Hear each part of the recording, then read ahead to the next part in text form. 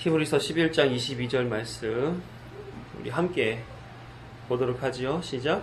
믿음으로 요셉은 임종시에 이스라엘 자손들이 떠날 것을 말하고 또 자기 뼈를 위하여 명하였으며. 아멘. 히브리서 강의 45번째 믿음의 사람 9번째 요셉에 대하여 믿음으로 언약에 눈을 떠야 본향 갑니다 라는 제목으로 함께 말씀을 나누겠습니다. 이 말씀에 담긴 요셉을 통해 세계 열방을 향한 하나님의 계획이 저와 여러분에게도 크게 경험되기를 간절히 소망합니다. 자, 우리 어린이들 잘 들어보세요. 자, 사람은 태어나고 또 어린이 때와 또 청소년 때와 또 어른 때, 그 다음에 할머니, 할아버지, 노년기를 보내고 죽기 마련이에요. 그게 하나님이 사람에게 허락하신 인생의 모양이죠. 그러면 하나님이 태어나게 하신 그 전에는 어디 있었을까요? 하나님이 태어나게 하시기 전에는 어디 있었을까요? 하나님의 나라에 있었겠죠. 그렇죠? 우리가 모르는 그런 상황에서. 그리고 사람으로서 인생을 살고 나서 죽은 다음에 또 어디 갈까요? 하나님의 나라에 가게 되겠죠. 그렇죠? 하나님의 나라에 있던 사람이 진짜 이 땅에 사람으로 태어났다가 하나님의 나라로 돌아가는 거, 이게 하나님이 정해놓으신 사람에게 대한 계획이에요. 그러면 이 땅에서 살아가는 동안 무슨 생각을 하고 살아가는 것이 자연스러울까요? 이 땅에 살아가는 동안 하나님의 나라에서 왔지, 나 하나님의 나라로 돌아가야지, 이 생각하는 것이 자연스러워요. 그게 사람이 생각해야 되는 생각의 그 틀에 있어야 되는 거죠. 그런데 사람들에게는 하나님의 나라에 가는 것보다 이 땅에서 살아가는 것이 더 즐겁게 느껴지기도 하는 모양이에요. 어떤 면에서 그러냐면 맛있는 거 먹을 수 있죠. 재밌는 거 할 수 있죠. 또 하나하나 배워가는 그런 즐거움도 있어요. 그리고 다른 사람들을 만나서 나누는 즐거움도 있고, 또 이성을 만나 결혼도 하고 아기도 낳고 그렇게 살아가는 내 삶, 현재 사람의 삶이 즐겁게 여겨질 때도 있어요. 그 즐거움에 빠져 있을 때에는 뭘 생각을 못하냐면 하나님의 나라에 대한 생각을 못해요. 왜? 하나님의 나라는 멀리 있고 잘 모르겠고 가면 어떻게 되는지를 모르는데, 사람의 생활은 나 여기서 맛있는 거 먹어. 여기서 재밌는 거 해. 여기서 재밌는 공부하고, 또 사람 만나서 노는 것도 재밌고, 결혼도 애 낳고 키우는 것도, 어른이 되면서 세상에서 자기 역할을 하고 사는 거, 다른 사람들한테 인기도 받고 존경도 받고 칭찬도 받고 하는 그런 삶이 너무너무 즐겁거든요. 그러니까 하나님 나라 생각이 안 들어요. 그런데 하나님은 그렇게 하나님의 나라에 대해 생각이 안 드는 그 사람들 마음을 두드리시는 거예요. 그래서 그 사람들이, 주은아, 너 하나님 나라에 올 사람이야. 그러면 이거 잊어버리면 안 된다. 이렇게 자꾸 그 마음에 말씀을 해주시는 거예요. 뭘로 말씀을 해주실까? 성경에 있는 것을 가지고 목사님들이나 전사님들이나 선생님들이나 엄마 아빠를 통해서 그 마음에 자꾸 말씀으로 두드리시고 계신 거예요. 그래서 어떻게 하라고요? 너가 이 세상에서 가지고 있는 그 재미있는 것들 거기다가만 마음 두지 말고 하나님의 나라에 향한 마음을 도와야 된다. 이 얘기를 계속 해주시고 계신 거예요. 그래서 나는 여기가 좋은데 난 하나님 나라를 꼭 생각해야 되는 거야? 그런 마음 속에서 자꾸 어떻게 바뀌어요? 나는 하나님의 마음을 가진 사람이 되어야지 하는 마음으로 바뀌는 거예요. 오늘 본문에 나와 있는 이 요셉이란 사람도 어떻게 보게 되면 이 세상에 너무너무 익숙해 있었던 사람이었어요. 자, 아빠 야곱이 너 이렇게 살아야 된다. 너 이런 사람이다. 라고 가르치는 그 내용에서 네, 아빠 알겠어요 하고 그것을 그대로 받아 나는 그런 사람이야 하고 살았던 사람이에요. 그리고 그런 인생을 살면서 여러 가지 고생스러운 일을 당했지만 그 속에서도 배운 하나님을 잊어버리지 않고 나는 그렇게 살아야 되는 사람이지 라고 살았어요. 그리고 나중에 애굽이라고 하는 나라의 총리가 되었을 때에도 나는 그런 사람이지 라고 배운 대로 살았단 말이에요. 그랬더니 어떤 사람이 됐어요? 세상에서 봤을 때 성공한 사람이 된 거예요. 성공한 사람. 어떤 사람이에요? 아까 처음에 얘기했던 것처럼 나는 먹는 게 좋고 노는 게 좋고 재밌는 거 배우는 거 좋고 또 세상 사람들이 칭찬해 주는 거 좋고 인기 높아지는 거 좋고 세상에서 소위 성공한 거 좋은데 나 하나님 없어도 괜찮아. 나 성공한 사람이니까. 마찬가지로 요셉이란 사람도요.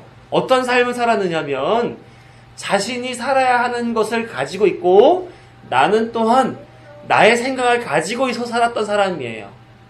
그러니까 그 마음에 하나님을 아는 지식도 있었지만 반면에 자기가 살아야 하는 그 일에 착하게 잘 살았던 사람인 거예요. 그러니까 세상에서도 성공이요 하나님께로도 성공인 것처럼 생각이 들어요. 그런데 뭐가 한 가지 그에게 빠져 있었냐면 하나님의 나라에 대한 생각이 그 안에서 빠져 있었던 거예요. 우리 주와 주영이도 세상에서 좋아하는 거 많잖아. 노는 것 좋아하고 먹는 것 좋아하고 배우는 것 좋아하고 좋아하는 것도 있고 우리 어린이들 마음속에 누구도 있어요? 하나님도 있어요. 같이 가져가는 거예요.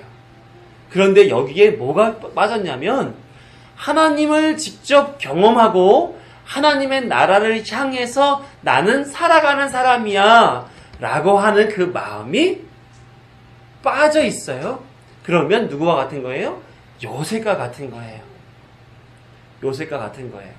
그래서 요셉의 아버지 야곱이 마지막 때에 요셉의 아들들을 축복하면서 그 아들들에게 무슨 말씀을 해주시냐면 예전에 아브라함이라고 하는 야곱의 할아버지가 하나님과 맺었던 언약의 말씀을 해줘요. 내가 너의 하나님이 되어줄 거고 내 백성들은 가나안 땅에서 번창하게 될 거야 하는 그 메시지를 약속을 기억하게 만들어줘요.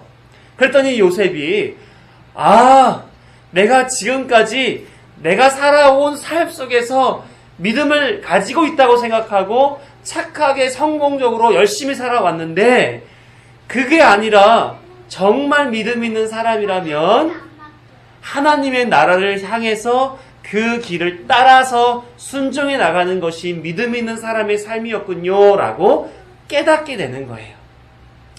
그러니까 지금 현실 안에서 지금 살아가는 것 안에서 믿음 있는 사람으로 살아가고 또 세상에선 최고로 열심히 잘 살아간다 할지라도 그것이 진정한 믿음 있는 삶이 아니라 어떠한 믿음?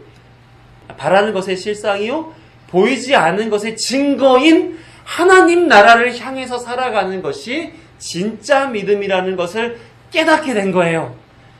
히브리서 기자가 그래서 뭐라고 얘기했냐면 요셉은 임종시에 그때서야 깨달은 거예요. 그때서야.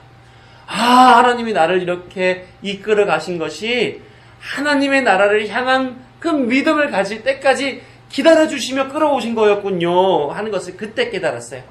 그리고 믿음으로 행한 일이 바로 두 가지. 이스라엘 자손들이 너희들 애굽 사람 아니다. 하나님의 나라 사람이다. 이 땅을 떠나 하나님의 약속의 땅 가나안으로 가야 된다 하는 것을 그들에게 말을 해주는 거예요. 믿음으로. 그들이 어디서 살았어요? 고센 땅에서 살았어요. 애굽에 있는 고센 땅. 그 땅은 어떤 땅이냐면 나일강 끝자락에 있어서 굉장히 풍족한 땅이에요. 그러면 풍족한 땅에 살고 싶어요? 아니면 가나안 땅이라고 하는 사막과 같은 광야에 살고 싶어요? 풍족한 땅에 살고 싶겠죠. 근데 사람들은 다 싫어하는 그 말을 요셉은 사람들에게 하는 거예요. 너 풍족한 땅 포기해 가나안 땅으로 가. 그곳이 하나님이 약속한 땅이고 그곳에 있는 당신의 백성을 책임지겠다라고 약속했으니까 거기로 가야 된다. 또 두 번째 뭔 얘기를 했어요? 자기 뼈를 위하여 명하였다 그랬어요. 자기 뼈가 뭐예요? 나는 하나님의 나라 사람인데 이곳 애굽에서 죽어서 이곳에 묻혀야 돼? 나는 결코 그럴 수 없어. 내 뼈를 꺼내다가 가나안 땅으로 갈 때 몇 년 후에요? 430년 후에요. 그때 내 뼈를 가지고 그곳으로 가줘라 라고 얘기한 거예요. 어떻게 얘기했다 그래요? 명하였다 그래요. 명하였다는 얘기는 명령했다는 얘기잖아요. 이것은 기억하라라고 말을 한 것도 있고 사람들에게 상기시키다라고 하는 뜻도 가지고 있어요. 그래서 그렇게 말씀을 들은 자들에게 내 뼈를 갖다가 묻어주어라 라고 말하는 것은 명령을 담아서 말한 것으로서 우리의 모든 뼈는 다 그곳에 묻혀야 된다라고 얘기하는 거예요. 그러니까 이스라엘 백성이 고센 땅, 애굽 땅을 벗어나 하나님의 나라로 가야 한다라고 하는 그 하나님의 나라를 향한, 본향을 향한 그런 명령을 그들에게 해줬단 말이에요. 무엇으로? 믿음으로. 살아가는 삶 속에서 아웅다웅 믿음을 붙잡고 살아가는 것을 믿음으로 하지 않고 그 하나님의 나라를 향하여 나아가는 삶을 믿음 있는 삶이라고 성경은 얘기해주고 있는 거예요. 우리 어린이들 그러면 그 안에 믿음이 있어요? 없어요? 믿음이 있어요? 없어요? 여러분들 안에? 있어요. 그러면 공부 열심히 하고 엄마 아빠 말씀 잘 듣고 교회 출석 잘하고 착하고 순종하는 어린이로 자라나는 거 필요해요? 안 필요해요? 당연히 필요해요. 그리고 이 지금 교회 안에서나 집에서나 학교에서나 믿음 있는 아이로 살아가는 거 필요해요? 안 필요해요? 필요해요. 그런데 그 필요한 것들이 어디를 향해 있어야 돼요? 하나님의 나라를 향해 있어야 되는 거예요. 알겠죠? 네? 선생님이 수업을 할 때, 목사님이 설교할 때 어디 보라 그래요? 앞을 보라 그러죠. 선생님을 향해서 있으라 그래요. 목사님을 향해 있으라 그래요. 왜 그래요? 거기에 집중하고 들으라는 거죠. 배우라는 거예요. 마찬가지로 하나님의 나라를 향해서 서는 거예요. 하나님 나라를 집중하고 하나님 나라를 향해서 걸어가고 하나님 나라를 배우며 그 길을 따라가라고 하는 거예요. 하나님은 그 사람들을 믿음 있다 이렇게 얘기해 준단 말이에요. 우리 어린이들 그렇게 하나님의 나라를 향해서 지금을 최선을 다하고 그 하나님 나라를 향해 주시는 그 말씀과 인도하심을 따라 살아가는 그런 믿음의 어린이가 다 되기를 바랍니다. 아멘. 자, 우리 어른 말씀 나눌게요. 옛말에 이런 말이 있습니다. 형만한 아우 없다. 모든 일에 아우가 형만 못하다는 의미예요. 그래서 부모님들은 아우들보다 장남을 잘 키우면 집안을 살리고 부모와 동생들을 잘 돌볼 것이다 라는 생각들을 했던 것 같아요. 그래서 장남에 대한 기대를 크게 가지고 다른 자녀들보다 장남이 잘 되어야지 하면서 장남들에게 특별한 대우를 해주는 전통이 우리 과거에 있었습니다. 물론 형편에 따라서 다른 대우가 있기도 했죠. 아버지가 조금 사회적으로 무능한 경우에는 장남이 어릴 때부터 가장의 역할을 하는 경우도 있기도 했기 때문에요. 대체적으로 장남들은 특별한 대우를 받으며 공부할 기회도 많이 갖고 재산을 많이 물려받기도 하고 온 가정에 존중과 떠받침을 받고 살기도 했었습니다. 이렇게 한 근본적인 이유가 뭐라 그랬어요? 장남이 잘 되면 온 가족이 잘 될 거다 하는 그런 기대의 생각 때문에 그랬다고 했죠. 그러나 이런 기대를 한 몸에 받고 자란 장남들이 그 기대만큼 가정에서 잘하는가? 이것은 다시 생각해 볼 문제인 것 같습니다. 세상에서 벌어지는 소식들을 보게 되면 어떤 경우는 자신이 받았던 총애만큼 가족들에게 사회적으로 해내지 못하는, 그래서 자기만을 위해서 살아가는 이기적인 장남이 되는 경우들도 있고, 그래서 가족들에게 홀대하는 그런 일들을 종종 사회적으로 보기도 합니다. 거꾸로 어떤 경우에는 너무나 가족들을 챙긴 나머지 세상의 손가락을 받는 경우들도 종종 뉴스를 통해서 보게 되죠. 장남은 이런 문제 앞에서 모든 것들을 만족시키며 인정받으려면 한 가지 산을 넘어서야 되는 것들이 있어요. 뭐냐면 자신의 인생의 삶을 넘어야 됩니다. 쉽지 않겠죠? 가족을 아우르는 인생의 삶, 또 내가 사회에서 어떠한 부분을 감당해야 되는 그런 사회적인 인생의 삶을 넘으려면 그만큼 고되고 힘겨운 인생을 살기 마련입니다. 그런 산을 넘는 역량이 있을 때 그때 모두를 만족하는 장남으로 서 있을 수 있겠습니다. 그러면 누구에게는 그 인생의 산이 사업일 수도 있고 또 학력일 수 있고 인기일 수도 있고 또 대체적으로 모든 사람들은 주어진 인생 모든 시간이 산이 될 수도 있는 것이겠죠. 세상에서는 그런 기대를 만족시키기 위한 자기 산을 넘는 그런 삶을 살아가는 것 같아요. 지난주에 에베레스트라고 하는 영화를 봤습니다. 실제 에베레스트 산을 넘는 동안에 벌어지는 실존 인물들의 에피소드들을 모아 만든 영화예요. 등장인물들이 이런 대화를 해요. 왜 산을 오르세요? 왜 산을 오를 것 같아요? 보통 산 사람들은 이런 대답을 많이 하죠. 산이 거기 있으니까요. 그러면서 서로 막 웃고 즐거운 시간들을 가졌습니다. 그런데 누가 나중에 이런 대답을 하죠. 저 산을 올라갔다라고 하는 꼬리표가 제 인생 내내 달려갈 것이기 때문에 그 산을 넘는 겁니다. 무슨 말이에요? 험난하고 고생스러운 에베레스트 산을 넘는 그 이유는 다른 누군가로부터 인정받기 위함입니다. 라는 것으로 얘기하는 거란 말입니다. 다 뭐예요? 자기 인생에서 누군가로부터 인정받기 위한 것. 그래서 저 사람은 저런 삶을 살았어 라고 칭송만 대단한 사람이야 라고 얘기를 듣고자 하는 그 이유에서.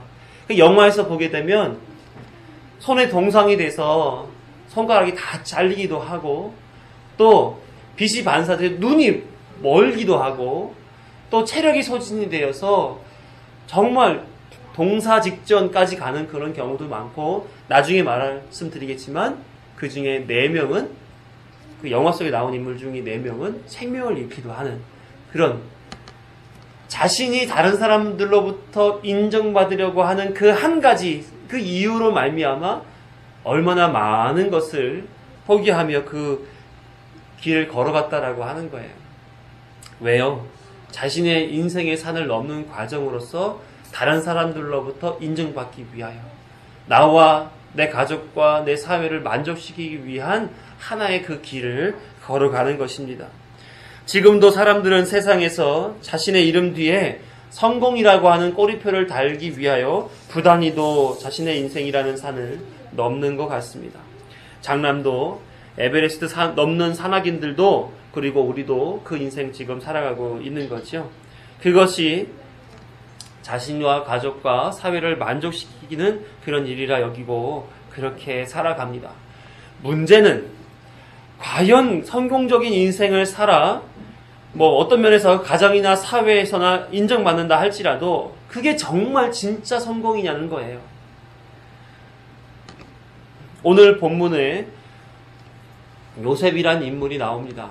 이 인물은 어떻게 보게 되면 정말 성공적인 인생을 살아낸 사람이죠. 서두에서 장남의 이야기로 시작한 것은 바로 야곱의 가정에서 장남 역할을 해낸 인물이 바로 요셉이기 때문에 그래요.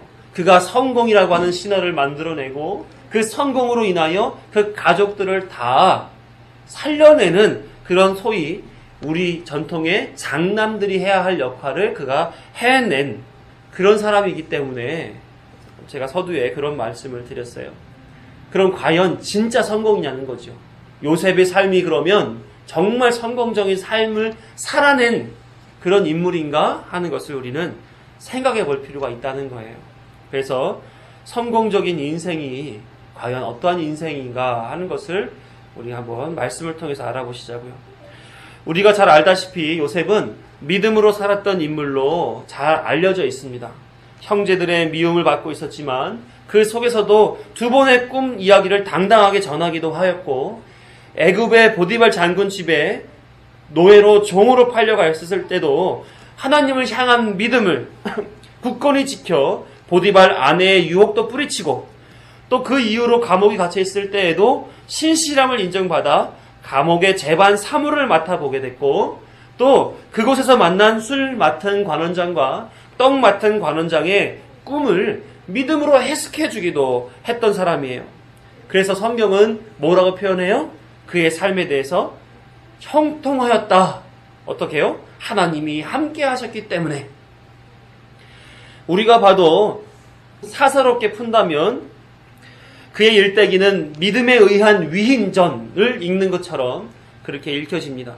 성경이 의도적으로 산전수전 겪으면서도 끝내 성공한 사람으로 그를 소개하고, 그를 본받아 어떤 힘든 일 속에서도 이겨내 성공을 이루어냅시다. 그의 삶을 모델로 소개하고 있는 것 같습니다. 그래서 많은 목사님들이 강단에서 우리 요셉처럼 어려운 과정에서도 하나님을 믿고 의지하여 그렇게 성공해냅시다 라고 선포하는 일들이 많죠. 그러면 과연 하나님이 요셉을 통해서 나를 잘 믿어서 이 땅에서 성공하는 인생을 살아내라 라고 요셉의 스토리를 성경에 담아 주었냐 하는 거예요.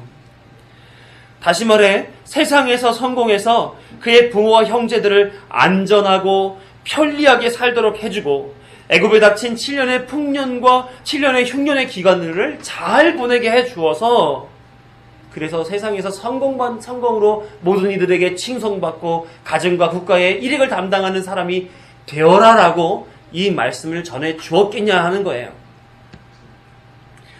또 그렇다면 히브리서 기자가 요셉을 믿음으로 라고 소개한 그 내용에 부합한가? 마치 믿음이 있는 것이 이 땅의 부귀와 안녕을 보장해주는 도구인가 하는 것을 우리는 확인해 볼 필요가 있다는 거죠. 결론을 먼저 얘기하자면 요셉은 위인도 아니요, 그가 믿어서 그렇게 행한 것도 아니며, 오직 하나님이 그를 통해 당신이 맺은 언약을 지켜나가는 도구 삼았다는 것을 성경은 지금 보여주고 있는 거예요. 믿음을 다시 한번 이해하시기를 부탁을 드립니다. 요셉이 믿어서라는 말은 그 능력이 요셉에게 있다는 말이죠. 내가 잘 믿어내서 그러한 일들을 완성시켜내었다. 마치 내 믿음에 의하여 하나님을 좌지우지 움직여 그렇게 성공적인 인생을 사는데 하나님을 믿음으로 사용했다. 이건 요셉이 믿어서라는 표현에서 나올 수 있는 일이죠. 요셉에게 있는 능력이 믿음을 통하여 드러난 것. 하지만 성경이 뭐라고 기록되어 있어요? 믿음으로 라고 얘기하는 거예요. 믿음으로 라고 말할 때는 믿음의 주체가 요셉을 이끌어 살 때에 믿음을 가지고 그를 붙잡아 끌어 살았다고 말하는 거예요. 다시 말하면 믿음의 주체이신 하나님이 믿음으로 요셉을 이끌고 살아갔다라고 하는 말씀이죠. 완전히 믿음에 대한 주체가 다르고 능력의 발원점이 다르다라고 하는 것을 우리가 볼 수 있겠죠. 그죠? 그렇다면 하나님이 믿음으로 요셉을 이끌어간 곳이 어디였겠어요? 본향을 향한 거죠. 하나님이 예비하신 한 성을 향해서 가게 만들어 갔단 말이에요. 히브리서 기자는 그런 의미에서 요셉에게 믿음이 있다 이렇게 소개하는 것이 아니라, 요셉이 믿음으로써 그 삶을 살아냈다라고 소개하는 것이 아니라, 본향을 향하도록 사람을 이끌어 가시는 하나님을 지금 소개하고 있는 거예요. 그래서 오늘 이야기는 요셉의 이야기가 아니라 하나님이 요셉을 붙잡고 믿음을 통해서 하나님의 나라 본향을 향하여 이끌어 가신 그 이야기를 지금 담아놓고 있는 거란 말입니다. 마찬가지로 성경의 모든 내용이, 모든 인물이 다 그런 하나님의 이야기인 거죠. 오늘 본문 다시 한번 읽어봅니다. 히브리서 11장 22절. 하나님의 이야기다라고 생각하고 이 본문을 보시길 바라요. 같이 읽어봅니다. 시작. 믿음으로 요셉은 임종시에 이스라엘 자손들이 떠날 것을 말하고 또 자기 뼈를 위하여 명하였으며, 믿음으로 그를 판단했을 때 그가 믿음으로 산 때는 언제인가? 진짜 믿음으로 산 때는 언제인가? 임종시라는 거예요. 그럼 그 전에는 어떻게 했습니까? 하나님과 함께하는, 하나님께 이끌림 받아 사는 그런 삶을 살아왔다는 거예요. 그래서 그가 임종될 때야 되어서야 그 믿음의 삶이 나타나지더라는 거예요. 그 시간적인 의미가 우리 안에 보이죠? 요셉이 믿음으로 행했던 시간이 나오는 내용을 봅니다. 그리고 두 가지 그가 말로써 그 믿음을 드러냈다는 것이 거기에 나와 있어요. 히브리서 기자는 믿음은 바라는 것의 실상이요 보이지 않는 것의 증거니라고 히브리서 11장 1절에서 소개했습니다. 그리고 요셉은 그가 임종이 될 때, 죽을 때가 되어서 그 삶을 살았다라고 지금 얘기하고 있는 거예요. 그러면 요셉의 삶이 어떠했는지를 몇 군데를 통해서 알아보도록 하죠. 첫째, 요셉은 어떤 삶을 살았던 사람입니까? 요셉의 시작은 아주 미성숙했던 그런 사람이었습니다. 아버지 야곱은 라헬의 아들인 요셉을 특별하게 여겼어요. 왜? 라헬을 사랑했으니까. 정말 21년 만에 아들을 낳았고 특별한 그런 어떤 라헬에 대한 사랑과 애착이 그에게 있어서 그에게 이렇게 전달이 되어 온 거죠. 왕족이나 족장 그리고 후계자에게만 입히는 채색 옷을 입고 살았습니다. 형제들이 모두 고생스럽게 멀리 양치러 나갈 때에 그는 집에 머물어서 편안한 시간을 보냈죠. 그럼에도 불구하고 형제들을 의식하지 못하고, 아니 의식할 정도가 아니라 자기밖에 모르는 그런 삶을 그는 살았던 사람이에요. 창세기 37장 6절에서 10절에 보게 되면 자기의 꿈을 말하는 모습을 보여주는데, 세번역 성경으로 함께 봅니다. 제가 읽어드려요. 요셉이 형들에게 말하였다. 내가 꾼 꿈 이야기를 한번 들어보세요.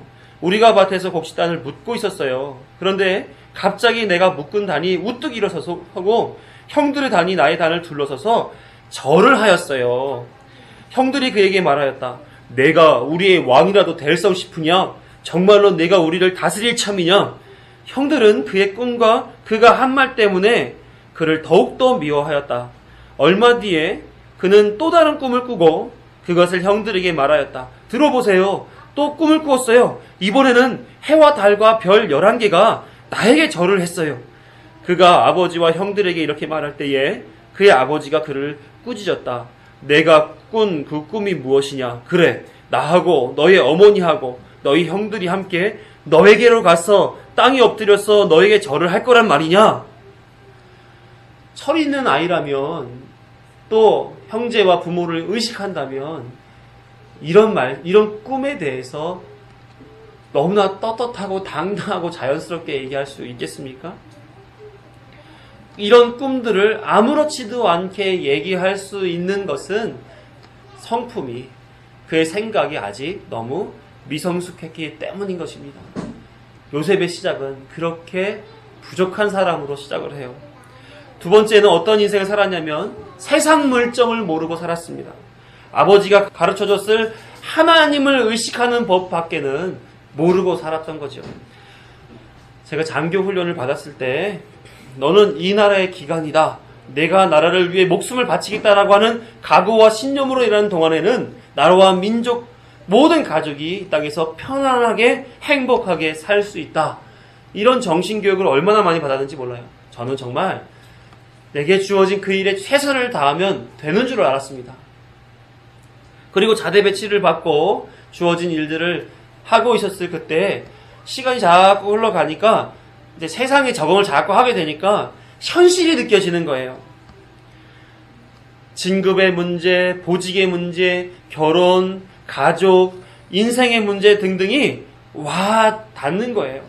특히 군을 통해서 내게 주어질 역할을 잘 감당하는 것이 나라와 민족을 위해서 잘하는 거지라고 생각했는데 그것을 꾸준히 하기 위해서는 진급이 되어야 돼요. 진급 못하면 잠겨든 옷을 벗어야 되니까. 그러니까 뭘 해야 됐었냐면 출신이 좋았어야 됐고 누구 라인인지 줄을 잘 섰어야 되는 거예요. 실제 저희 부대 대대장님이 중령 마지막 진급 연차셨습니다. 그랬더니 그 한 해 동안 얼마나 열심히 사시는지 몰라요. 자기 돈 들여서 신교대에 야외 교장을 몇 개 만들고 밤낮 세워가며 병력관리 프로그램도 만들고 이러저러한 부대를 위한 그런 어떤 발전을 위해서 얼마나 많은 일을 하셨는지 몰라요. 죽자 사자 이랬습니다. 알고 보니까 이분이 중령이 된 10년 동안 쓰러진 적도 있고 쓰러진 이후에 링겔 꽂고 사무실에 앉아서 업무를 본 때도 여럿 있었다고 하더라고요. 얼마만큼 열심히 군복 벗지 않기 위하여 애를 썼는지 모릅니다. 그리고 알고 보니까 군인으로 사는 것도 먹고 살기 위한 그리고 자신을 세우기 위한 한 방편이었지 그것이 전부는 아니더라는 거예요. 정말 나라를 위해서 충성을 다해야지 이게 전부는 아니더라는 거죠. 그러니까 국가만 의식해서 내가 장교라는 신분을 의식해서 최선을 다해 산다고 사라지는 것이 아니라 군인으로 존재하려고 그러면 뭐가 있어야 되냐면 눈치가 있어야 됐었던 거예요. 센스가 있어야 되고요. 좀 더 아부가 있어야 되고 로비가 있어야 되고 인맥에도 신경을 썼어야 했더라는 거예요. 제가 병사 때 부대 아래에 잣나무가 수백 그루가 있었습니다. 가을이 되면 잣나무 위에 손만한 그런 잣이 달리는데 그것을 따로 잣나무를 다 찔려가면서 거기 올라가서 땄었어요. 아, 왜 저걸 따지? 그러고 나서 그걸 따 내려온 후엔 PX에 있는 보급되는 술이 있습니다. 이렇게 큰 지금 뭐 과일주 담는 술 그거를 수십 박스를 사는 거예요. 왜 저거를 사나? 그때는 이제 어렸으니까 몰랐죠. 그래서 잣을 다 술에 담가서 잣술을 담아가지고 부대에 장교 간부들이 한 200명 됐는데 그 200명에게 다 잣술을 선물로 주는 거예요. 왜 그랬을까요? 인맥 관리하는 거예요. 우리 부대장님이 소령이셨는데 진급하셨는지는 잘 모르겠어요. 하여튼 그런 식으로 자기 관리 하더라고요.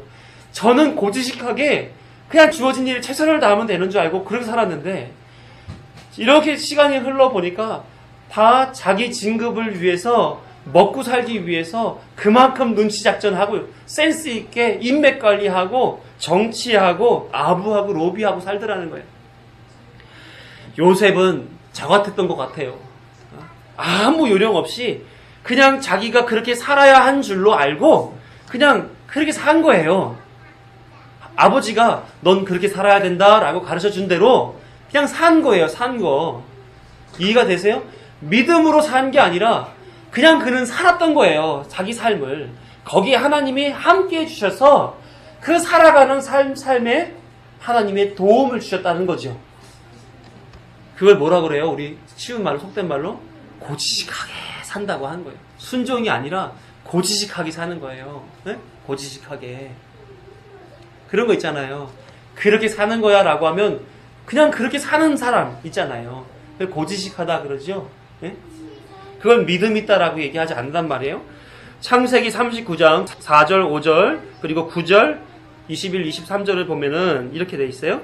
이제 요셉이 보디발 장군에 팔려가는 그런 내용부터 시작해서 보면 요셉이 그의 주인에게 은혜를 입어 섬김에 그가 요셉을 가정 총무로 삼고 자기의 소유를 다 그의 손에 위탁하니 그가 요셉에게 자기의 집과 그의 모든 소유물을 주관한 때부터 여호와께서 요셉을 위하여 그 애굽 사람의 집에 복을 내리심으로 여호와의 집이 그의 집과 밭에 있는 모든 소유에 미친지라. 요셉은 보디발 장군 집에 종으로 들어갔지만 그는 그의 성실함과 정직함으로 인하여 보디발에게 총애를 입고 그 집의 모든 것을 관리하는 총무로 살게 됩니다. 그런 자리에서 자신이 눈을 잠깐만 돌렸다 그러면 얼마든지 유익하게 살아갈 수 있었을 거예요. 그런데 그가 그저 가정 총무의 일에만 전념해요. 그렇게 배웠으니까 거기에 최선을 다하라고 하니까 아무것도 사심 갖지 않고 그 일만 전념하는 거예요. 야곱이 가르쳐준 바에 의하면 믿음 있는 사람은 자신이 주어진 일에 최선을 다하는 삶이다 라고 가르쳤겠죠. 그죠? 그러니까 하나님이 주신 일이라 생각하고 거기에 최선을 다했던 거예요. 요셉이 다른 일에는 눈을 돌리지 않았다는 사실을 어디서 알 수 있냐면 보디발 아내가 유혹을 할 때 반응하는 구절에서 우리가 알 수 있어요. 보면 이 집에는 나보다 큰 이가 없으며 주인이 아무것도 내게 금하지 아니하였어도 금한 것은 당신뿐이니 당신은 그의 아내임이라. 자신에게 권한이 많았다는 얘기를 하죠. 그런데 그렇게 다른 것에 눈 돌리는 죄를 범하지 않는다라는 거, 그런즉 내가 어찌 이 큰 악을 행하여 하나님께 죄를 지으리까. 눈 돌리는 것이 하나님 앞에 죄라는 것을 그가 인식하고 있는 거예요. 그러니까 주인의 소유를 내 걸로 취한다거나 주인의 아내를 내가 인간적으로 육신적으로 취한다거나 하는 다른 일은 다 뭐라고 생각한 거예요? 하나님께 죄를 범하는 일이라고 생각하고 있었던 거예요. 그러니까 요셉은 어떤 인생 살아요? 고지식한 인생 사는 거예요. 배운 대로 그냥. 인간적으로 볼 때 요셉은 보디발에게 죄를 짓는 일이 먼저 보디발에게 죄를 짓는 일을 먼저 생각할 수 있겠지만 하나님께 죄를 짓는 일이라고 말하는 것은 그가 하나님만을 의식하는 사람이라는 사실을 엿보게 해주며 다른 것에는 눈 돌리지 않고 고지식하게 그 일로만 살았다는 그 사실을 우리가 알 수 있게 해주는 내용입니다. 또 21에서 23절을 보게 되면 이렇게 기록하고 있어요. 이번에는 보디발의 아내 때문에 감옥 갇힌 후의 일입니다.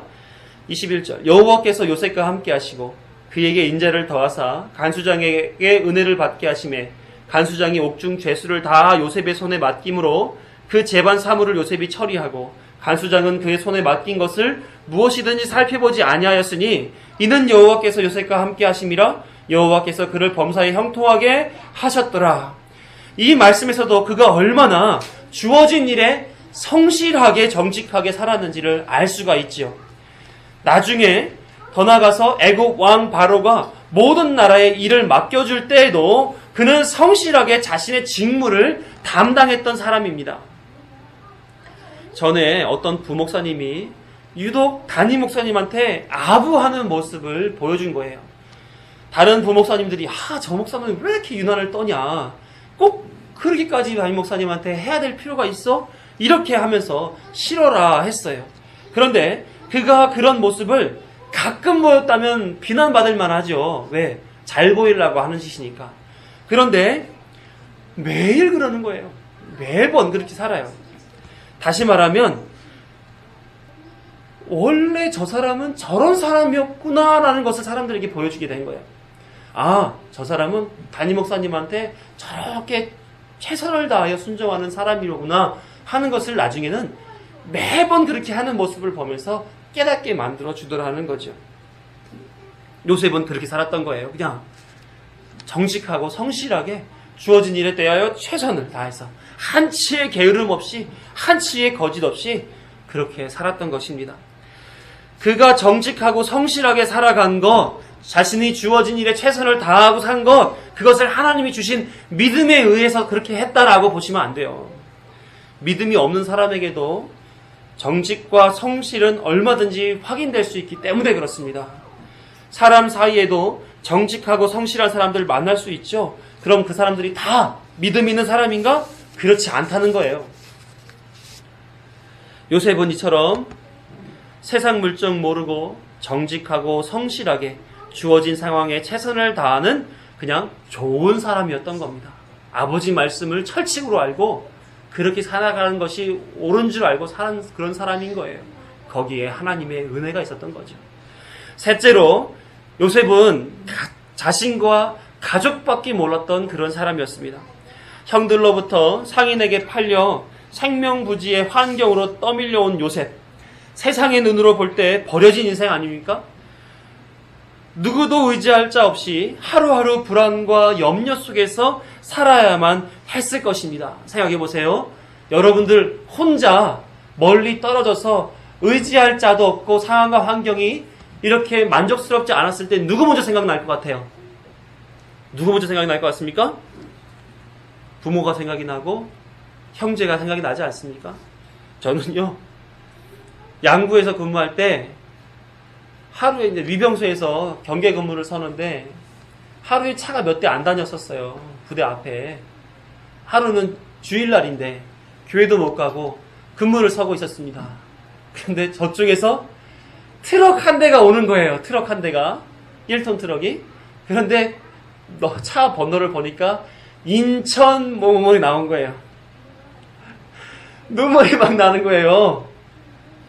우리가 살았던 인천, 그 차가 여기를 지나가네 하면서 그 부모가 그립고 형제가 그립고 고향이 그리운 그 마음에 양구에 그냥 한번 지나가는 인천 차가 눈물을 나오게 만들더라니까요. 지금도 잊을 수 없는 게 100일이 되어서 신병 휴가를 4박 5일로 가게 되는 전날이었었어요. 제가 어머니한테 전화를 드려가지고 딱 전화를 받는 순간에 여보세요 하는데 그 목소리 하나에 말도 꺼내지지 못하게 눈물이 확 쏟아지는 거예요. 얼마나 보고 싶었으면, 얼마나 그리웠으면 그 엄마 목소리 하나에 눈물이 막 나는 거예요. 요셉이 얼마나 가족이 그리웠겠습니까? 종으로 왔었고 감옥에 갇혔었고 사람들의 비난과 사람들의 무시와 모멸함, 질투 이런 것 때문에 얼마나 가슴이 미어지고 애끓는 시간을 살았겠느냔 말이에요. 그때 가장 누가 보고 싶겠어요? 부모가 보고 싶죠. 형제가 보고 싶었을 거 아닙니까? 애굽 왕국에 딱 들어와서 총리가 됐어요. 그런데 형들이 식량을 구하겠다라고 자기 앞에 왔어요. 얼마나 눈물이 났겠냔 말이에요. 얼마나 감격스럽고 기뻐했겠느냐 말입니다. 그 속에서 그랬겠죠. 형 동생 요셉이야. 형들이 판 그 동생이 나야. 이렇게 말하고 싶었겠죠. 그죠? 이제 형들 이제 고생 끝 행복 시작이야. 아무 걱정하지 마. 그렇게 말하고 싶었겠죠? 근데 그렇게 했습니까? 그렇지 않았어요. 왜? 그들에게 하나님의 교훈을 주기 위해서라도 그렇게 할 수 없었죠. 그러면서 이런 말을 해요. 창세기 45장 4절에서 7절 후에 이런 얘기를 하죠. 요셉이 형들에게 이르되 내게로 가까이 오소서. 그들이 가까이 가니 이르되 나는 당신들의 아우 요셉이니 당신들이 애굽의 판자라. 당신들이 나를 이곳에 팔았다고 해서 근심하지 마소서. 한탄하지 마소서. 하나님이 생명을 구원하시려고 나를 당신들보다 먼저 보내셨나이다. 이 땅에 2년 동안 흉년이 들었으나 아직 5년은 밭갈이도 못하고 추수도 못할지라. 하나님이 큰 구원으로 당신들의 생명을 보존하고 당신들의 후손을 세상에 두시려고 나를 당신들보다 먼저 보내셨나니. 그의 인식은 뭡니까? 하나님이 우리 가족을 위해 나를 애굽으로 보내셨고 가뭄으로 인해 생명을 잃을 지경에 있는 우리 가족들을 살리게 했다는 거예요. 요셉은 부모에게 효도하고 형제와 자손을 아끼는 그런 가족의 일원이었다는 거죠. 이렇게 가족을 사랑하는 그런 자세를 가지고 있으면 믿음이 있는 사람입니까? 아무리 고생스러운 일로 내몰아간 몹쓸 형제라 할지라도 용서하고 자기가 가진 부를 나누어 그들을 위해서 사용하고 도와준다면 믿음 있는 사람이라고 볼 수 있는 건가요? 아니요. 믿음 없는 사람들도 다 하는 일이에요. 그거는. 히브리서 기자는 요셉이 미성숙한 모습에서 고생하면서 다양한 것들을 경험하며 배우며 성숙한 자의 모습을 갖게 되어가는 것 때문에 그가 믿음이 있다라고 말하는 것이 아니라 또 요셉이 성공하고 부모와 형제들에게 복수하지 않고 은혜를 베풀었다라고 하는 것에 따라서 믿음이 있다고 말하지 않고 있어요. 믿음은 눈에 보이는 현상으로서 나 이만큼 믿음 있어요. 내가 얼마만큼 용서를 잘하는지 보세요. 내가 얼마만큼 내가 가진 것들을 나눠주는 넉넉한 사람인지를 보세요로 믿음은 설명할 수 있는 것이 아니란 말입니다. 그가 성공을 거둔 인생처럼 보인다 해도 그의 성공이 인생의 성공이 믿음을 증명할 수는 없는 겁니다. 그럼 믿음은 무엇으로 증명이 되는 거예요? 단지 요셉은 그런 사람으로 커간 거예요. 미성숙한 사람에서 온갖 고생을 통하여 성공의 일변도로 올라와 그 속에서 자신의 사람됨 그것을 갖추고 그냥 온 사람인 거예요. 거기에 그냥 하나님이 함께 계셔 주신 거예요. 그래서 그 길을 믿음으로 이렇게 옮겨가 주신 거예요. 그래서 그가 언제까지 그런 인생을 살아봤습니까? 야곱이 그에게 메시지를 아브라함의 언약을 전해줄 때까지 그는 그렇게 살아왔던 겁니다. 성경은 요셉의 성공담을 전하기 위한 위인전이 아닙니다. 하나님이 요셉이라는 인물과 동행하면서 그에게 믿음을 넣어주시는 인생, 즉 본향을 향한 나그네의 삶을 그려주시면서 믿음으로 사는 그리스도인들에게 요셉과 같은 일이 동일하게 주어진다는 사실을 보여주기 위해서 요셉을 들여다가 쓴 내용이 성경 말씀이라는 거예요. 그래서 사람들에게 믿음으로 살아가는 것이 어떤 건지를 알게 해주기 위해서 요셉을 들여다 쓴 말씀이란 말입니다. 그렇다면 하나님과 동행하면서 임종할 때에 믿음으로 행하였다는 그 두 가지 일, 이 이스라엘 자손들이 떠날 것과 자기 뼈를 위해 명하게 된 일은 어떻게 해서 벌어지게 된 것인가? 창세기 48장을 보게 되면 야곱이 요셉의 두 아들을 축복하는 장면이 나와요. 야곱은 요셉에게 자신이 하는 일에 대해서 자세히 설명하고 보여주고 요셉이 깨닫게 만들어줍니다. 여기에 등장하는 것이 아브라함 언약이에요. 야곱이 한 아브라함 언약에 대한 말씀을 보시면 창세기 48장 3, 4절 같이 읽어볼까요? 시작. 요셉에게 이르되 이전에 가나안 땅 루스에서 전능하신 하나님이 내게 나타나사 복을 주시며 내게 이르시되 내가 너로 생육하고 번성하게 하여 내게서 많은 백성이 나게 하고 내가 이 땅을 내 후손에게 주어 영원한 소유가 되게 하리라 하셨느니라. 이게 지금 야곱에게 하나님이 주신 말씀이에요. 많이 읽어본 것 같죠? 그렇죠? 창세기 17장 6절에서 8절을 보게 되면 아브라함에게 하신 언약의 말씀을 소설 좀 풀어 쓴 그 내용이 나옵니다. 함께 볼까요? 제가 읽어드려요. 내가 너로 심히 번성하게 하리니 내가 내게서 민족들이 나게 하며. 무슨 말씀이에요? 창세기 48장 4절에 나온 많은 백성이 나게 하고 라는 표현이죠. 왕들이 내게로부터 나오리라. 내가 내 언약을 나와 내 및 내 대대 후손 사이에 세워서 영원한 언약을 삼고 너와 내 후손의 하나님이 되리라. 내가 너와 내 후손에게 내가 거류하는 이 땅 곧 가나안 온 땅을 주어 영원한 기업이 되게 하고 나는 그들이 하나님이 되리라. 무슨 말씀이에요? 4절 후반부에 나와 있는 것처럼 내가 이 땅을 내 후손에게 주어 영원한 소유가 되게 하리라 라는 말씀이 반복되어 있죠. 그죠? 하나님이 아브라함과 맺은 언약 그대로 이삭을 통해 야곱과 그리고 요셉에게까지 이 언약이 흘러가는 모습을 우리가 보았습니다. 야곱은 하나님이 나를 이끌어 오신 것처럼 너의 인생도 이 언약으로 말미암아 이끌림 받고 있다는 것을 알아라 라고 지금 말씀해 주시고 계신 거예요. 여기서 이런 메시지를 주면서 축복하는 그 과정에서 두 가지 가르침을 요셉에게 주게 됩니다. 야곱은 하나는 뭐냐면 사람의 전통이 아닌 하나님의 뜻을 쫓는 축복을 통해서 가르쳐줍니다. 축복이라고 하는 것은 장자가 받는 것이죠. 그게 전통이었어요. 그런데 하나님은 사람의 뜻을 쫓아 장자 르우벤에게 장자의 축복을 주는 것이 아니라 요셉의 아들들에게 장자의 축복을 주려고 해요. 야곱은 48장 5절에서 이렇게 설명합니다. 내가 애굽으로 와서 내게 이르기 전에 애굽에서 내가 낳은 두 아들 에브라임과 므낫세는 내 것이라. 르우벤과 시므온처럼 내 것이 될 것이요. 르우벤과 시므온은 어떤 사람들이에요? 야곱의 장자와 차자예요. 거기 자리를 에브라임과 므낫세를 놓겠다는 거예요. 이 아들에게 장자의 축복을 그래서 주겠다는 겁니다. 이상한 일이죠. 정상적인 사람이 했던 그런 전통이 아니에요.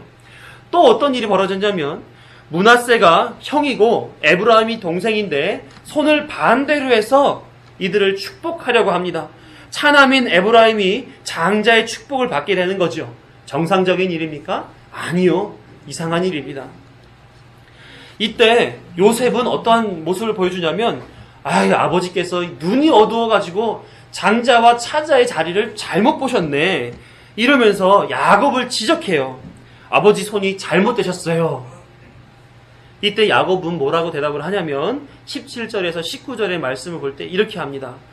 요셉이 그 아버지가 오른손을 에브라임의 머리에 얹은 것을 보고 기뻐하지 아니하여 아버지의 손을 들어 에브라임 머리에 므낫세의 머리로 옮기고자 하여 그의 아버지에게 이르되, 이러면서 이렇게 얘기한단 말이에요. 아버지여 그리 마옵소서. 이는 장자이니 오른손을 그의 머리에 얹으소서. 아버지가 틀렸다는 거죠. 이게 요셉의 실체인 거예요. 이게 요셉의 실체예요. 지금까지 아버지의 뜻을 따라서 배움받고 그 모진 세월을 겪으면서 정직하고 성실하게 주어진 일에 최선을 다하고 살았으나 하나님의 뜻을 몰랐던 요셉의 모습을 지금 보여주고 있는 거예요. 그랬더니 아버지가 뭐라 그래요? 19절. 그의 아버지가 허락하지 아니하며 이르되 나도 안다 내 아들아 나도 안다. 그도 한 족속이 되며 그도 크게 되려니와 그의 아우가 그보다 큰 자가 되고 그의 자손이 여러 민족을 이루리라 하고 뭐라고 했다고요? 나도 안다 내 아들아 나도 안다. 그건 뭡니까? 야곱의 인간적인 생각과 하나님의 뜻이 대비되었을 때에 야곱의 뜻은 접고 하나님의 뜻으로 말미암아 축복해 줘야 된다라고 하는 것, 그 원칙을 그에게 알려주고 있는 거예요. 하나님의 축복은 사람의 전통을 따라 이루어지는 것이 아니라 하나님의 뜻대로 하나님의 방법대로 이루어져야만 된다라는 사실을 요셉에게 지금 보여주고 있는 것입니다. 그럼 요셉이 여태까지 살아왔던 그 형통은 과연 뭐냐? 지금까지 하나님과 동행하는 형통을 살았던 것은 분명합니다. 하지만 그가 살았던 형통은 어려운 현실에서 하나님이 함께 해주시는 형통이었던 거예요. 현실적인 형통인 거죠. 그래서 보디발의 아내를 이겨내고 감독에서 재반 사무를 보게 되고 관원장과 바로 왕의 꿈을 해석해주고 나라를 잘 통치하는 것, 그것은 하나님이 함께 해주심이었지, 함께 해주셔서 그 일을 할 수 있었던 것이지 그가 믿음이 있어서 믿음으로써 한 일은 아니라는 겁니다. 우리는 어떻게 배웠어요? 우리도 그렇게 사는 것이 믿음으로 사는 거야 라고 배웠잖아요. 다 속았던 거예요. 그렇게 현실적인 형통, 하나님이 나를 도와주신다, 믿음으로 살면 하나님이 이렇게 어려움 속에서도 이겨내게 해주시고 어려운 문제를 해결하게 해주시고 한순간이라도 한 번에 이렇게 총리가 되는 그런 놀라운 진급의 상태를 만들어 주신다라고 우리가 다 속았단 말입니다. 그게 아니라는 거예요. 하나님이 함께 해주시는 거예요. 그가 하나님의 본향을 향해 나아가도록 믿음의 길로 이끌어 가시는 형통함, 함께 하심이 있었단 말입니다. 그거인 거예요. 그 정도의 머무는 믿음에 속해 있었던 것이 요셉이었습니다. 그런데 지금 야곱이 보여준 모습은 하나님이 하실 바라는 것의 실상과 보이지 않는 일을 따르는 믿음을 그가 지금 보여주고 있었던 거예요. 쉽게 말하면 사람의 전통을 따르지 않고 하나님이 하실 일을 따라 믿음에 이끌려 축복하는 모습을 요셉에게 보여준 것입니다. 그러니 요셉은 어떤 생각이 들었을까요? 내가 지금까지 하나님과 함께 살았다고 믿고 살았는데 이건 그게 아니었구나. 또 어떤 가르침을 주었냐면 이어진 21절을 보게 될 때 이스라엘이 요셉에게 또 이르되 나는 주구나 하나님이 너희와 함께 계시사 너희를 인도하여 너희 조상의 땅으로 돌아가게 하시려니와. 야곱은 요셉에게 말합니다. 약속하신 땅 가나안으로 후손들을 이끌어 가실 것이다. 이 아브라함의 언약을 다시금 상기시켜 주죠. 하나님은 언약하신 바 바라는 것 보이지 않는 일로서 완성될 가나안 땅의 영광은 반드시 이루어진다라는 것을 보여주고 있는 거예요. 그 내용이 기억되게 지금 요셉에게 각인시켜주고 있는 것입니다. 아, 나는 애굽 땅이 전부요, 우리가 살았던 그 고센 땅에서 만족하고 누리고 살면 되는 줄로 알았는데 이게 아니었구나. 우리가 갈 곳은 저곳 가나안 땅, 하나님이 약속해 주신 하나님의 나라였구나라는 것을 뻥 하고 깨닫게 된 것이죠. 여기서 야곱의 가르침을 통하여 요셉은 그동안에 자신이 가졌던 삶의 원리와 믿음이 산산조각 깨어지고 믿음으로 사는 것이 무엇인지를 깨닫게 된 것입니다. 그리고 말한 거죠. 그리고 히브리서 기자가 소개했던 그 일들이 임종 때에 벌어지게 되는 거예요. 첫 번째, 이스라엘 자손들이 떠날 것을 그들에게 말해줍니다. 창세기 50장 24절 보면 함께 읽어요. 시작. 요셉이 그의 형제들에게 이르되 나는 죽을 것이나 하나님이 당신들을 돌보시고 당신들을 이 땅에서 인도하여 내사 아브라함과 이삭과 야곱에게 맹세하신 땅에 이르게 하시리라 하고, 이들이 살고 있는 곳은 고센 땅이에요. 나일강 삼각주의 남쪽에 있었던 목축이 잘 되는 비옥한 땅입니다. 야곱의 후손들은 가뭄을 경험하면서 굶주리는 것, 그런 삶을 사는 것이 얼마나 힘든 삶인지를 잘 알고 있는 사람들이에요. 그들이 이 땅에 와서 얼마나 지금 만족스러운지 모릅니다. 중국 속담에 개똥밭에 굴러도 이승이 좋다는 말이 있죠. 아무리 천하게 살더라도 사는 것이 죽는 것보다 낫다, 이 말이에요. 생명에 대한 집착이 이런 속담을 만들어내지 않았겠습니까? 그런데 그들에게도 그 집착이 있는데, 가나안 땅은 어떤 곳이에요? 매우 척박한 사막과 같은 그런 땅입니다. 거기서는 스스로 생존하기가 여간 어렵지 않습니다. 그런 곳으로 지금 요셉이 옮겨갈 거다라고 얘기하는 거예요. 사람들이 받아들일 수 있겠습니까?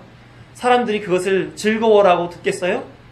그런데 담대하게 너희들이 살 곳은 이 땅이 아니라 저 땅이야. 그곳을 갈 거야.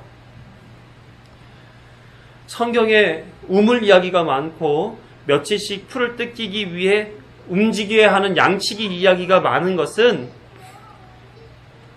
생명을 광야에서 얻어 살기 어려워 그런 곳이 있어야만 하고 찾아다녀야만 하는 그런 삶이기 때문에 성경이 많이 담겨져 있는 거예요.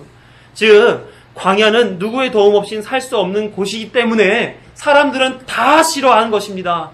그런데 하나님께서 그들을 그곳으로 보내는 것은 아브라함과 이삭과 야곱과 요셉을 통해서 언약에 담아놓으신 그 이유는 뭐예요? 너 스스로 만족할 그런 풍족한 땅에서 살게 할 것이 아니라 내가 살게 하는 그 땅에서 살아야 한다라고 하는 의미에서 광야로 계속해서 보내시고자 하는 거예요. 다시 말하면 가나안으로 가는 것은 결국 자신을 부정하고 죽는 인생을 살게 만드는 그 일인 것입니다. 그러면 누가 살리겠다는 거예요? 하나님이 살게 해주겠다는 거예요.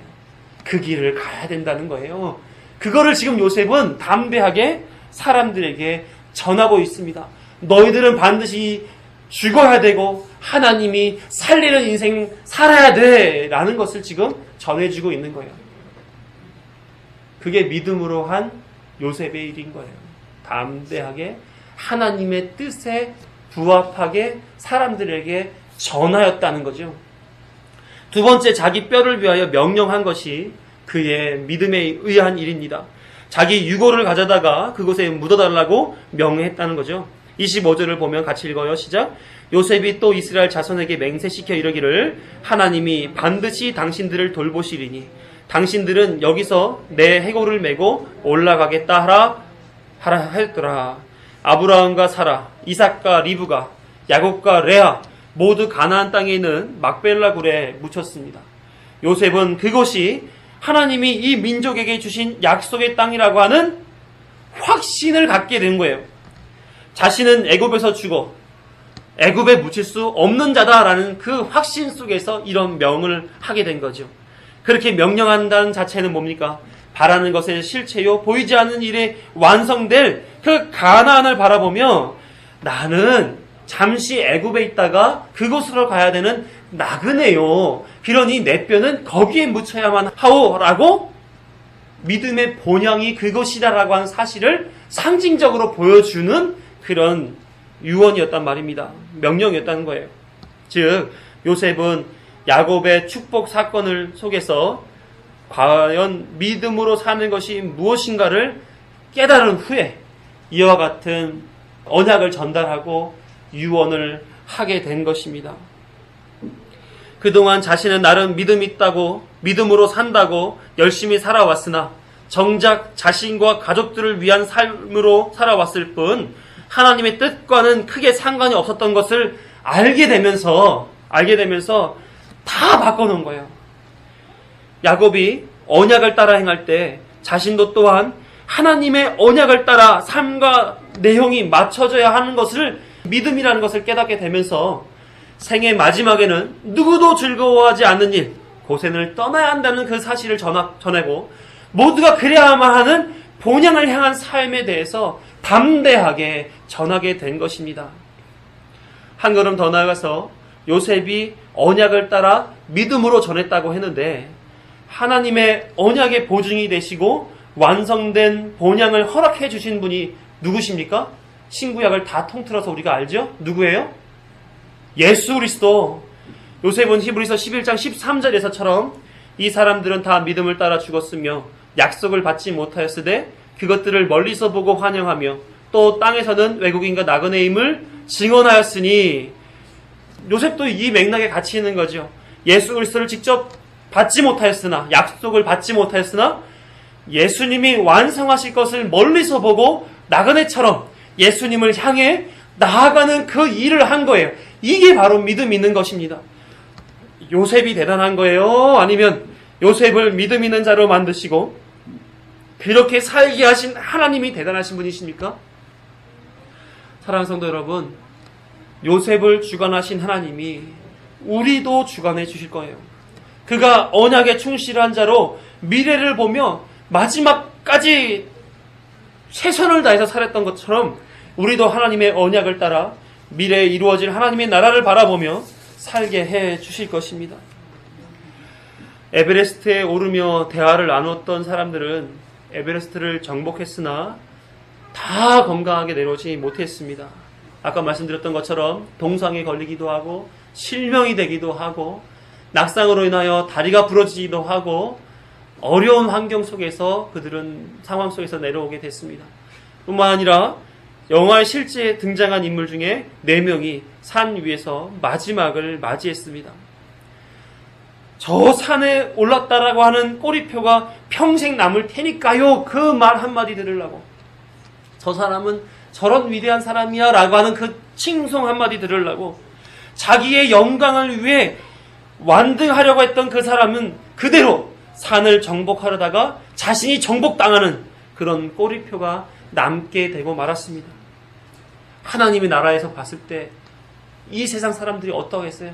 자기들의 산성을 쌓기 위하여 자기들의 나라를 만들기 위하여 부단히 애를 쓰다가 그 산성과 나라를 정복하려다가 결국은 자신의 나라와 자신의 산성에 정복당하는 인생들, 결국은 심판당하는 인생들, 그들이 저기 있네라고 하나님 나라에서 보지 않겠어요? 이 세상에 사는 사람들은 그와 같은 목숨을 걸고 사는 사람들이에요. 인생을 사는데 약간의 유익을 위해 생명을 건 도박을 지금 하고 있는 겁니다. 생각해 보세요. 우리도 그 가운데 있었어요. 늘 무엇을 선택해야 나에게 유익한가, 이익이 많이 남는가, 이거를 고민하면서 살았던 거 아닙니까? 교회에서도 습관처럼 안주하는 거죠. 그리고 내가 좋은 것만 하고 내가 편리한 것만 하면서 나 교회 다니니까 괜찮아? 헌금하니까 괜찮아? 봉사하니까 괜찮아? 그러면서 스스로 계속해서 나는 심판과 다른 멀리 있는 사람이야 라고 자족하고 산단 말이에요. 아닙니다. 하나님은 성도들을 거기에 머무르게 하지 않아요. 믿음을 주시며 약속이신 예수 그리스도 언약의 보증을 바라보게 하고 그분이 허락하실 하나님의 나라를 향해 살아가도록 끝까지 붙잡고 가시는 분이 하나님이시라는 거예요. 아멘 한번 해야 되는데 전혀. 따라서 믿음으로 산다는 것은 하나님께 매임당해 언약을 조차 살아가는 것입니다. 그래서 현실 속에서 하나님의 뜻을 알고 담대히 언약에 의지하여 하나님이 완성하실 그 본향을 지향해 살아가는 사람, 그 사람이 믿음 있는 사람입니다. 여러분은 믿음 있는 사람 중에 한 사람이십니까? 정말로 본향을 추구하면서 하나님의 말씀을 붙잡고 살아가는 그런 인생 살고 계십니까?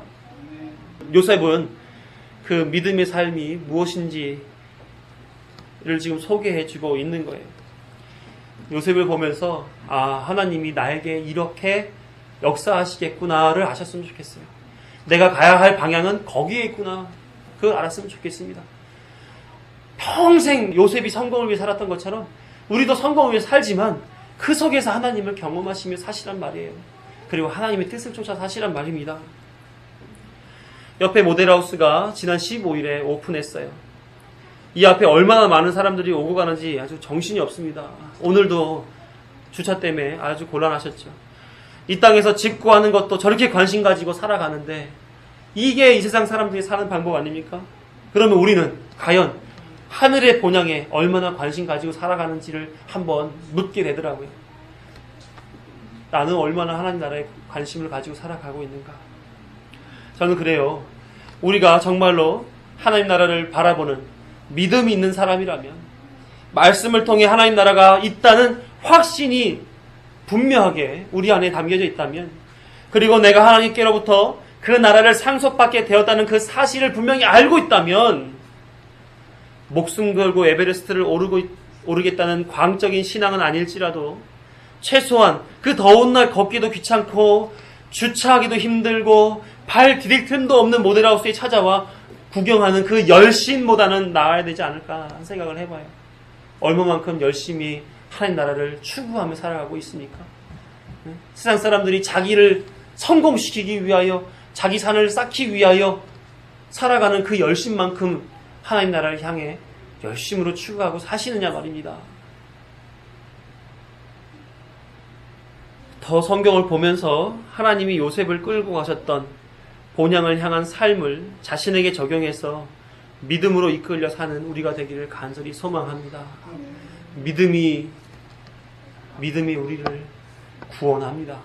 믿음만이 우리의 살 바이며 믿음을 따라서 사는 것이 우리의 삶의 목적이 되어야 될 줄로 믿습니다. 기도하겠습니다.